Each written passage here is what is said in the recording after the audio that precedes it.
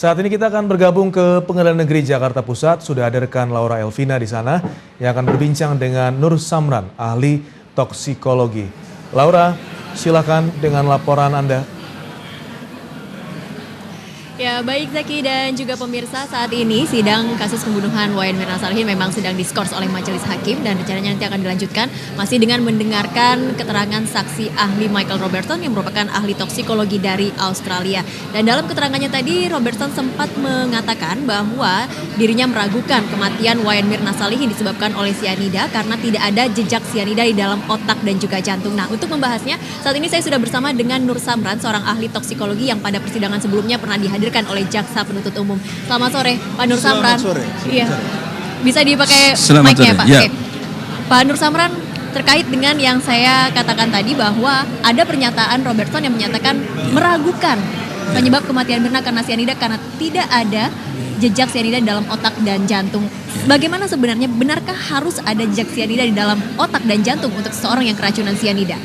Iya, jadi kembali lagi persaksian ahli yang dihadirkan oleh penasihat hukum ini seperti yang kemarin-kemarin, ya tentu arahnya kepada meragukan itu tadi. Ya. Nah, tetapi bagi kami sikap dan pendapat kami itu tidak akan pernah berubah. Jadi kalau dikatakan bahwa bukan karena sianida, tentu ada alasan-alasannya tadi.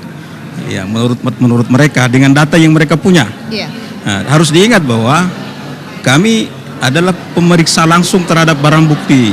Oke. Jadi kami punya data lengkap tentang pemeriksaan ini. Dan bukan hanya terkait dengan pemeriksaan toksikologi, tetapi juga semua pemeriksaan lain. Ya, yang secara forensik harus sinkron. Bukan hanya itu, bukan hanya dari aspek toksikologi ataupun patologi. Oke, yang Anda sebut sinkron ini seperti apa? Ya, sinkron dari awal, dari petunjuk-petunjuk awal, mulai dari yang bersangkutan terlihat dari CCTV juga, kemudian kelihatan menyeruput minuman kopi itu, kemudian juga dari perubahan warna kopi yang disaksikan oleh begitu banyak saksi-saksi di tempat kejadian perkara. Selanjutnya yang bersangkutan terlihat terkulai dan kejang-kejang. Ya. Kemudian kita membuktikan bahwa dalam gelas itu ada sianida. Artinya yang Anda begitu tinggi. Tidak hanya berdasarkan pada pemeriksaan jenazah saja begitu ya. Iya. Kenapa kita tidak bisa menstandarkan saja di situ? Dan itu juga menunjukkan adanya sianida di jenazah itu. Karena kita temukan 0,2, itu bukan hal kecil. Nah, kemudian petunjuk dari dokter ahli bahwa ada iritasi lambung, iritasi bagian dalam lambung. Nah, ini juga berkaitan semua dalam satu arah. Jadi forensik bekerja seperti itu, bekerja secara komprehensif. Nah, terkait dengan kenapa begitu kecil, selalu ada pertanyaan seperti itu. Itu selalu menjadi 0,2 kemudian kenapa tidak ada liter. metabolit?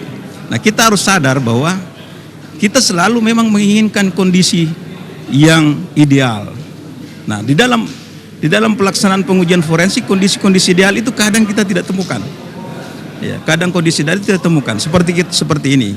Kalau misalnya orang meninggal dan harus dibuktikan misalnya karena keracunan, harus diotopsi segera setelah kematian. Kemudian setelah diotopsi harus segera diambil sampel darah, organ dengan segala jenis itu secara idealis seperti itu. Oke. Nah, ketika suatu kasus terjadi dan kondisi ideal itu tidak terpenuhi semua, tapi kita pun sebagai penegak hukum tidak bisa harus membebaskan orang melakukan tindak kriminal tanpa diusut. Jadi kita harus memaksimalkan data forensik yang ada. Itu. Nah, dari fakta-fakta itu 0,2 tidak bisa dikesampingkan bahwa bukan penyebab sama sekali. Karena 0,2 itu bukan itu yang mematikan. Iya. Tetapi sebagian besar dari komponen itu sudah berubah menjadi gas. Nah, terjadi netralisasi di dalam lambung oleh asam lambung, satu. Baik. Kedua, waktu yang begitu lama. Kita tidak tahu reaksi apa yang terjadi di dalam lambung itu.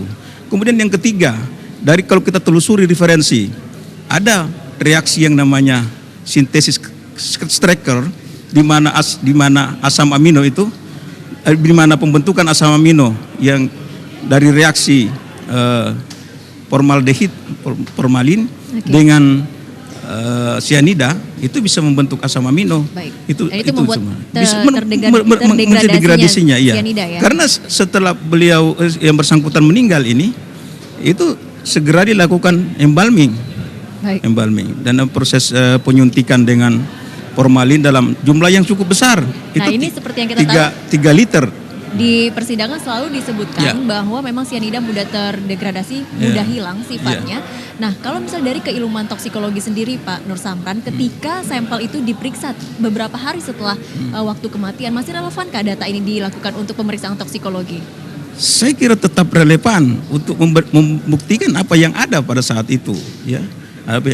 Kemudian harus seperti saya sampaikan tadi, harus diselaraskan dengan bukti-bukti forensik lain.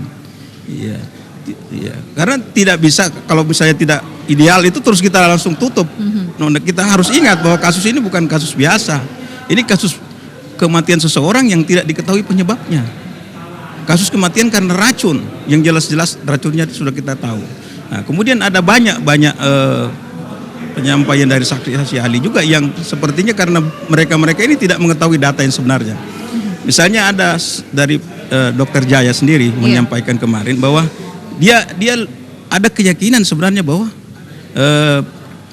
korban ini meninggal karena racun, tapi dia tidak yakin bahwa itu karena sianida.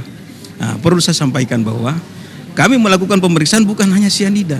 Proses pemeriksaan toksikologi itu dilakukan secara bertahap.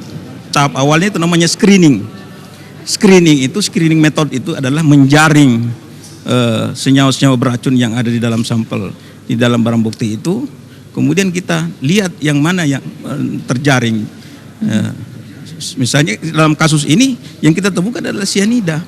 Bukan berarti racun lain tidak dites. Itu berarti yang racun lain tidak menunjukkan keberadaannya di dalam tes screening itu.